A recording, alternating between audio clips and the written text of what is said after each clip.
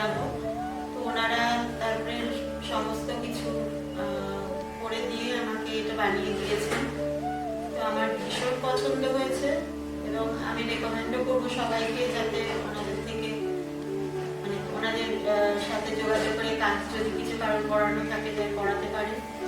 তো আমার ভীষণই ভালো লেগেছে ওনাদের